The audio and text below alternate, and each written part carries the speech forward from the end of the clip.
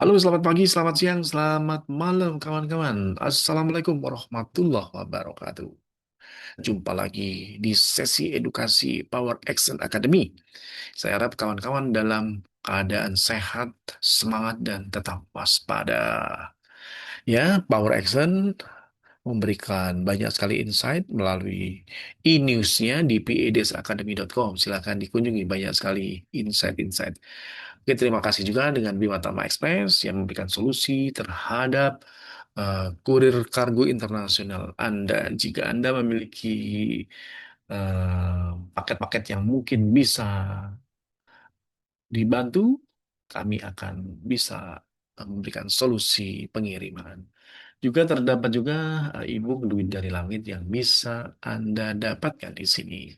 Oke, teman-teman, pasti sudah dengarlah terjadi eskalasi situasi yang cukup cukup rawan ya. Ya, sehubungan dengan perang ya. Karena eskalasi antara Amerika, Israel, Iran itu bukan cuma urusan politik, namun dampaknya langsung terasa sampai operasional di bandara.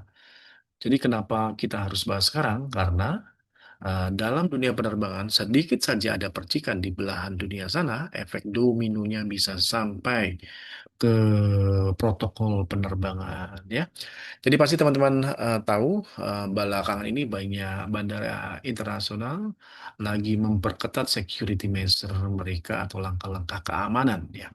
Pemeriksaan tambahan ada prosedur lebih ribet pastinya ya, tapi teman-teman harus menyadari bahwa itu untuk keamanan penumpang dan semuanya yang ada dalam penerbangan itu ya. Dalam sejarah penerbangan, situasi perang atau konflik antar negara seringkali memicu resiko yang lain. Misalnya gangguan melawan hukum, seperti adanya secondary risk, ya, pembajakan ataupun ancaman bom yang akan kita bahas prosedurnya di sesi ini ya. Kelompok-kelompok tertentu bisa saja memanfaatkan celah di bandara sebagai titik lemah untuk mencari perhatian dunia atau melakukan pembalasan. Jadi keamanan ketat yang kita lihat sekarang itu adalah perisai. Ya, kita nggak boleh anggap remeh sekecil apapun informasi atau perilaku mencurigakan yang kita temui di lapangan. Oke, makanya di sini saya mau ajak teman-teman untuk mendalami dua insight tadi ya. Jadi yang pertama bahwa perang ini bisa saja akan merembet ke regional issue konflik ya, karena ya memang teman dari negara berkonflik banyak. Jadi teman ya bisa bantu teman kan begitu ya. Dan yang kedua kita bahas bagaimana cara kita tetap tenang dan tegas saat menghadapi situasi yang tidak terprediksi, misalnya pembajakan ataupun ancaman bom. Jadi dua topik krusial ini yang akan kita bahas. Oke, satu kita langsung bahas ya. Jadi kalau misalnya tidak hanya perang terjadi dan ada situasi yang major lainnya seperti pembajakan. Nah, ini teman-teman mungkin perlu tahu ya. Jadi prioritas pertama, intinya bahwa maskapai itu jelas selamat penumpang nomor satu, kru nomor dua, baru pesawatnya. Jadi ingat ya, kalau ada cerita kru itu selamat duluan, itu betul-betul tidak sesuai dengan SOP yang dilaksanakan oleh penerbangan. Oke, makanya kru akan menghandle segala hal yang terjadi supaya keselamatan penumpang bisa dimaksimalkan. Oke, kemudian dalam kondisi seperti itu, siapa yang paling berwenang? Yang paling berwenang adalah pilot. Ya, selama terbang dari pintu ditutup sampai pintu dibuka lagi, pilot in command punya kuasa penuh. Dia tidak harus menunggu approval atau persetujuan dari pihak manapun. Dia bisa ambil keputusan sendiri tanpa harus nunggu perintah. Ya, jadi begitu. Tapi jika bisa berhubungan dengan pihak luar, ya, ya otomatis bisa berdiskusi dengan crisis center team biasanya begitu. Yang pada prinsipnya jika tidak bisa, safety first itu yang harus dilaksanakan. Dan para awak penerbangan, siapapun yang bekerja di penerbangan biasanya sudah terlatih dengan manual-manual atau prosedur-prosedur penanganan, walaupun jarang terjadi atau tidak pernah terjadi, tapi rata-rata mereka sudah aware ya. Dan yang selebihnya biasanya kalau pembajakan ujung-ujungnya akan minta tebusan, pembebasan sandera dan sebagainya, atau politisi pembebasan siapapun yang mereka mau, atau ganti rugi dan sebagainya. Jadi otomatis itu harus dibahas oleh crisis center beserta manajemen dan akan disampaikan kepada pilot yang berkomunikasi dengan pembajak ya. Jadi pada dasarnya ya samalah ya, para stakeholder yang biasanya terlibat adalah otomatis ya penerbangan atau manajemen atau semua organisasi dalam maskapai itu yang akan primary stakeholder yang harus mendrive apa yang harus dilakukan. Kemudian juga bisa saja KBRI ya rumah sakit ya, kemudian pemuka agama untuk menenangkan customer, psik, psikiatris maksudnya ya. Kemudian dan informasi-informasi yang harus kita jaga itu pun juga harus kita laksanakan. Oke, oke. Jadi itu hal-hal yang mungkin prinsipnya dasarnya jika terjadi pembajakan ya, semua orang betul-betul harus berkoordinasi. Biasanya crisis center akan mengendalikan. Dan ingat bahwa informasi itu memang sangat sensitif dan tidak boleh bocor gitu ya. Jadi di depan media, memang media itu mengambil berita apapun ya dia akan tanyakan. Namun paling tidak akan ada konferensi pers berulang di setiap kota, tidak harus di setiap kota, tapi akan dilakukan setelah eh, informasi-informasi atau fakta-fakta didapatkan dan biasanya dilakukan oleh corporate public relation yang akan menyampaikan apa namanya perkembangan-perkembangan atau siapapun yang ditunjuk. Oke. Kemudian juga sebenarnya pesawat itu memiliki kapabilitas namanya transponder ya, yang bisa memungkinkan pilot itu berkomunikasi dengan dengan ATC terutama ya, air traffic controller ya, apa itu namanya sinyal rahasia Morse sebagaimana jika memang tidak memungkinkan untuk berbicara secara teleponi kepada ATC ya. Kemudian otomatis hal-hal yang sifatnya untuk passengers well-being ya akan dilaksanakan sebaik mungkin oleh eh, perwakilan maskapai yang ada di tempat kejadian. Begitu. Oke, jadi kembali kepada komunikasi tadi, ya, pilot itu akan bisa mungkin melaporkan kepada air traffic controller ya. Ya tadi seperti yang saya bilang kalau nggak bisa ngomong bebas itu bisa pakai eh, transponder tadi ya, kemudian juga kode rahasia dan sebagainya ya. Jika kondisi kritis ya, kalau pembajakan sudah parah dan membutuhkan pasukan militer dan sebagainya, pilot biasa ngasih tanda dengan menurunkan flap penuh sehingga itu betul-betul mengindikasikan situasi dalam kondisi yang sangat genting. Oke, untuk komunikasi dengan pembajak biasanya kalau mereka masuk kokpit ya betul-betul pilot harus betul-betul siap mentalitasnya ya, siap mentalitasnya dan memegang kendali. Intinya bahwa bisa jadi bahwa pilot itu lebih steady ya daripada para pembajak, karena pembajak pun bisa mentalitasnya bisa turun naik juga ya. Pokoknya dia harus pilot harus bicara kepada pembajak jika bisa masuk kokpit bahwa mereka tidak boleh menyentuh apapun karena panel-panel itu kan banyak sekali ya. Nah kemudian jika mereka tetap melakukan hal-hal yang sifatnya bahaya, bisa mungkin dijelasin resikonya pelan-pelan supaya mereka nggak tambah emosi. Ingat bahwa pembajak bisa jadi seperti yang saya bilang tadi emosinya tidak ini ya, kurang lebih memang situasional sekali untuk apa namanya handling pada saat adanya pembajakan dan biasanya pembajakan ya terjadinya dalam pesawat biasanya ya karena di situ ada kru, ada pilot, ada penumpang yang dijadikan sandera sehingga pilot betul-betul akan mendrive apa yang harus dilakukan. Tapi kurang lebihnya tadi seperti itu ya. Oke, sekarang penanganan ancaman bom.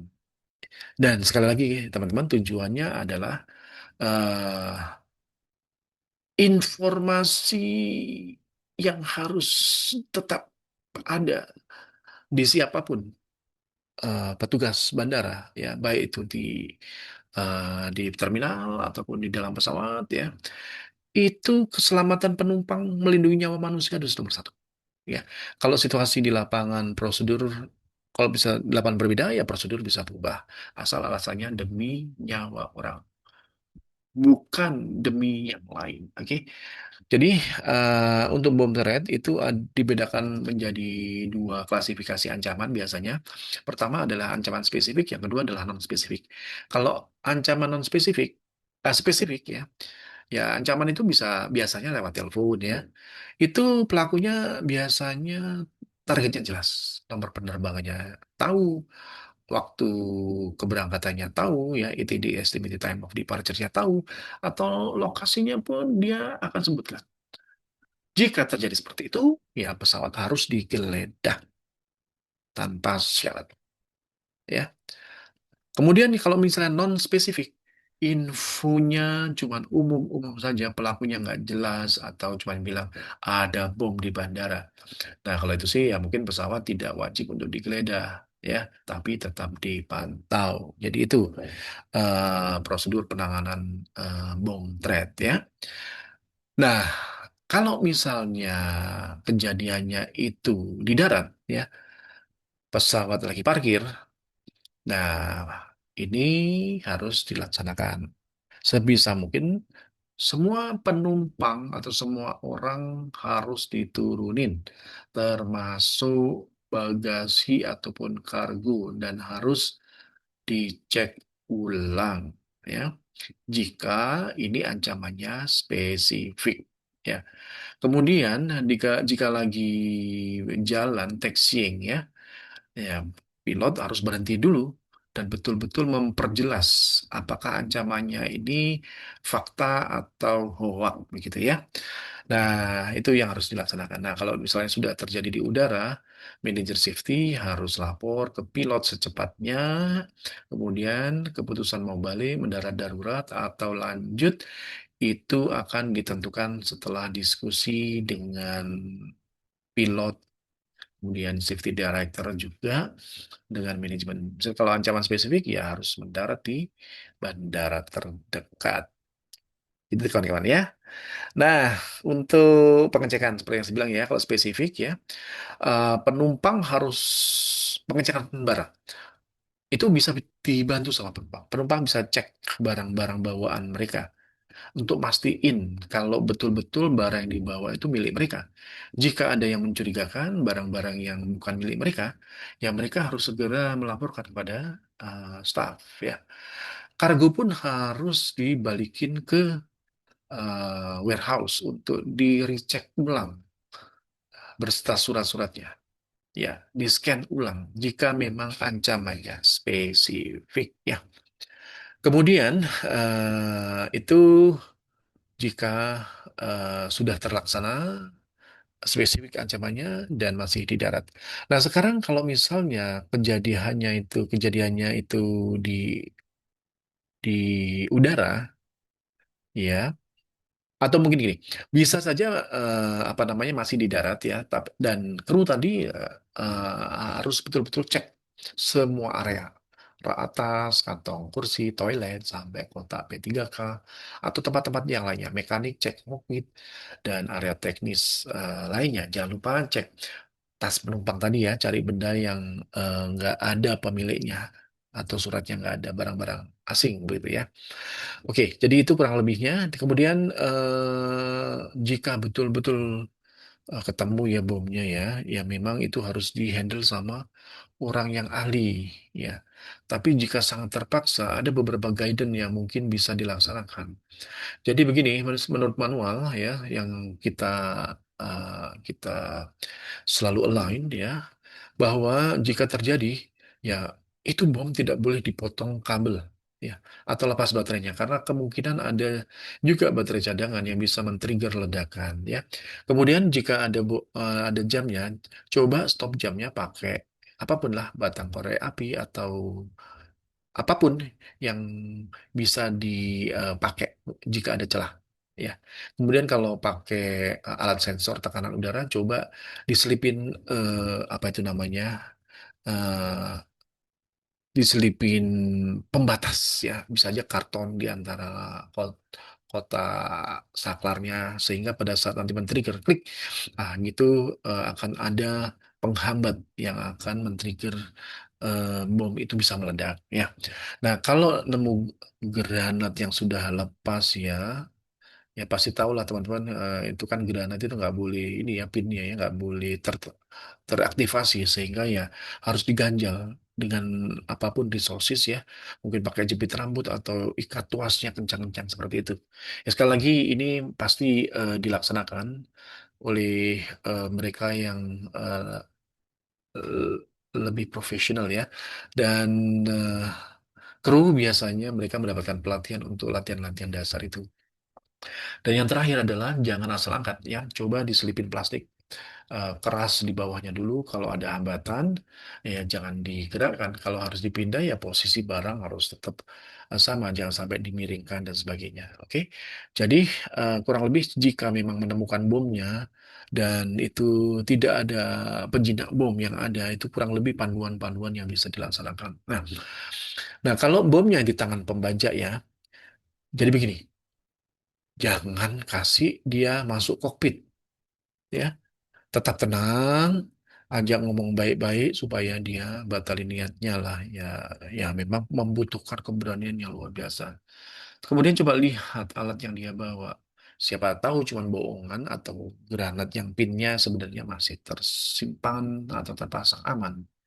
Paling tidak kita mengetahui situasi secara faktual, begitu ya. Nah, oke, kalau ancamannya itu di kantor, gedung harus dikosongkan, dievakuasi jika memang spesifik. Nah, pasti harus segera menghubungi pihak berwajib untuk segera dilakukan pemeriksaan ya secara menyeluruh, dan otomatis harus segera melaporkan kejadian ini kepada manajemen. Oke, kan agak jelas kan? Nah, gitu. Nah, sekarang tips buat yang menerima telepon ini. Jadi pertama, jika menerima telepon, betul-betul dengerin baik-baik dan catat kata-katanya. Pura-pura nggak denger supaya dia ngomong lebih pelan dan jelas. Terus juga nomor dua, anggap enteng aja pura-pura ya. Pura-pura anggap aja itu candaan gitu, prank lah gitu ya. Tapi tanya detail lokasi, artinya harus santai gitu ya. Kalau dia maksa, coba oper ke atasan atau minta dia tunggu sebentar sambil Anda panggil tim yang memang dipersiapkan, biasanya tim security, aviation security yang bisa menghandle secara cermat ya, walaupun kita bisa ya.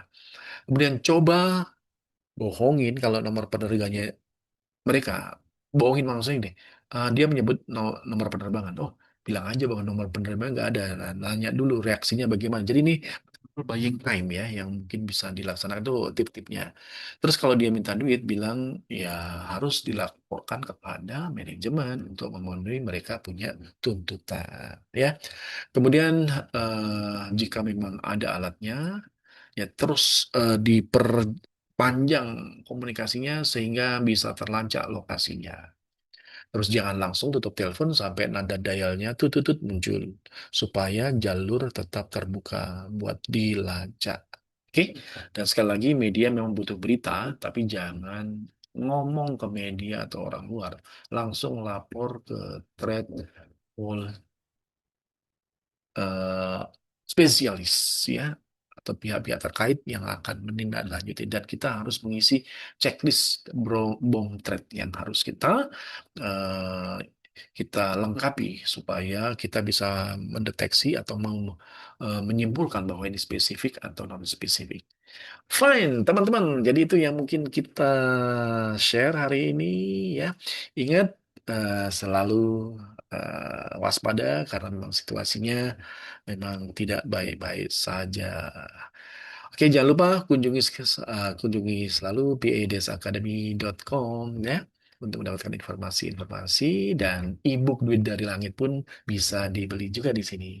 Dan terakhir, bagi teman-teman yang memiliki paket-paket yang bisa di luar ke seluruh negara, bisa pakai Bima Tama Express kami. Oke, begitu. Terima kasih. Sampai jumpa lagi. Wassalamualaikum warahmatullahi wabarakatuh.